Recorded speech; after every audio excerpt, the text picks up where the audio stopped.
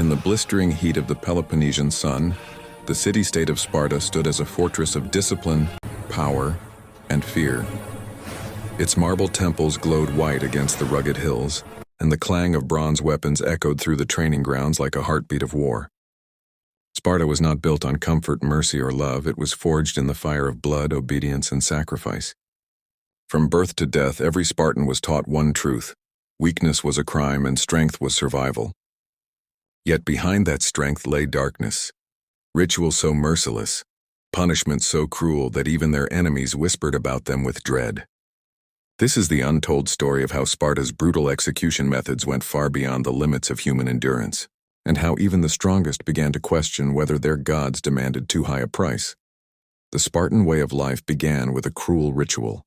When a baby was born, it was inspected by the elders of the Gerousia, the council of old warriors. If the child appeared strong and healthy, it was allowed to live. But if it was weak, deformed, or cried too softly, it was taken to the slopes of Mount Taygetus. There, beneath the cold starlight, the infant was left to die, abandoned to the vultures and wolves. They called it the inspection of strength, a test to ensure only the fittest survived. To the Spartans, it was not murder, it was duty. But for those who heard the wails of the newborns carried by the wind, it was a haunting reminder that mercy had no place in their city. Those who survived grew up under the iron rule of the Agog, Sparta's brutal training system. Boys were torn from their mothers at age 7 and thrown into barracks where they learned to fight, steal, and endure pain without a sound. Discipline was enforced with whips and hunger. To fail was to invite humiliation, or worse. Some punishments were designed not just to correct, but to break the soul. A young boy caught stealing food might be flogged until his flesh tore open, but if he cried out, the punishment doubled. To Spartan masters, silence under agony was the mark of a warrior. Death by flogging wasn't an accident.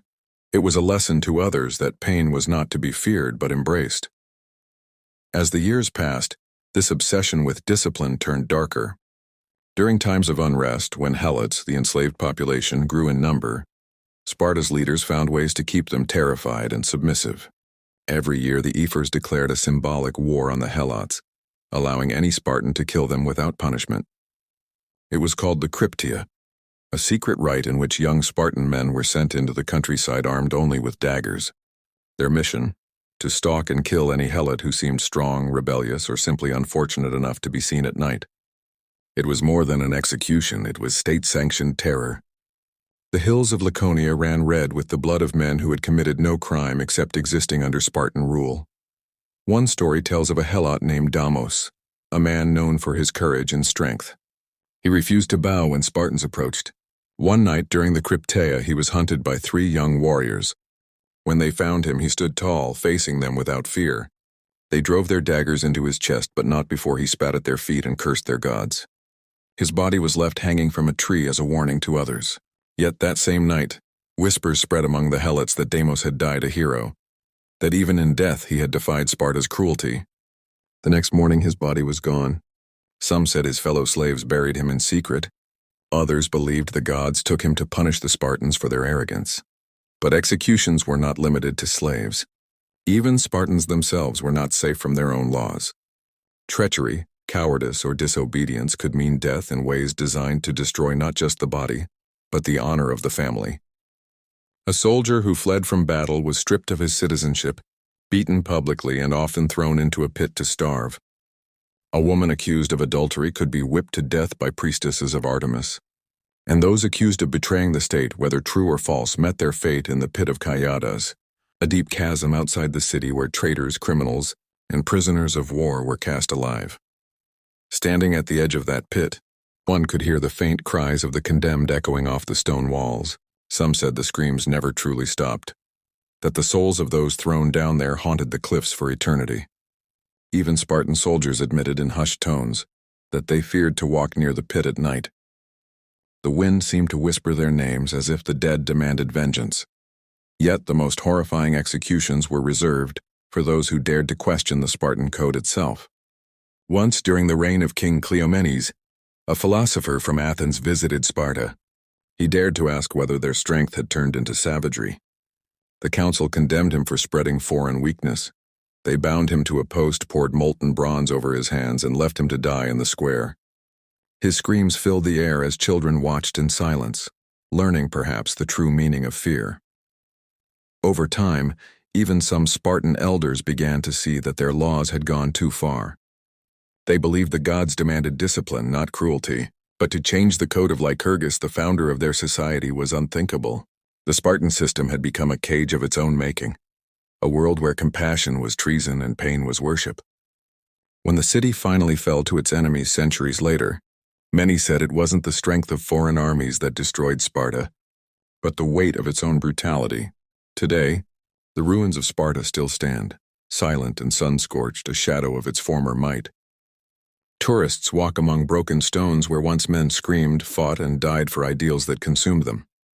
The pit of Kyadas remains a dark scar in the earth, a place where no birds sing. Historians still debate whether the stories of Sparta's cruelest executions were exaggerated, but one truth remains. A society that kills its compassion in pursuit of perfection destroys itself long before its enemies arrive. The Spartans built their world on strength, but strength without mercy becomes madness. And perhaps in their endless pursuit of dominance, they became victims of their own creation. The same hands that forged their legend also built their downfall. Night fell over Sparta like a black shroud, and the cries from the pit of Kyadas echoed through the valley. The condemned had been thrown in that morning, a soldier accused of cowardice. His name was Theron, once proud, now forgotten. As darkness deepened, he clawed at the rocky walls, his hands torn and bleeding. Above him, the stars glimmered cold and silent, like the eyes of the gods watching his suffering. Each breath grew shallow, each heartbeat slower. He realized then that Sparta's greatest cruelty was not death. It was being erased from memory. The guards who had cast him down avoided looking into the pit. They said voices rose at night, whispering warnings in the wind. Some swore they heard the cries of infants left on Mount Taygetus, mingled with the screams of slaves and traitors. The air itself seemed to mourn. Days later, when the elders passed the pit, they heard Theron's voice, faint but defiant, echoing up from below. "Sparta's strength will break," he shouted. Silence followed, then a low rumble of falling stone. They said the earth swallowed him whole, sealing his curse. From that night on, no one dared approach the pit after sundown. Warriors began to dream of Theron's eyes staring up through the darkness. Even the strongest started to wonder, had Sparta's gods turned away? Or had they been monsters all along? Subscribe for more chilling tales of ancient empires and the truths they tried to bury beneath their glory.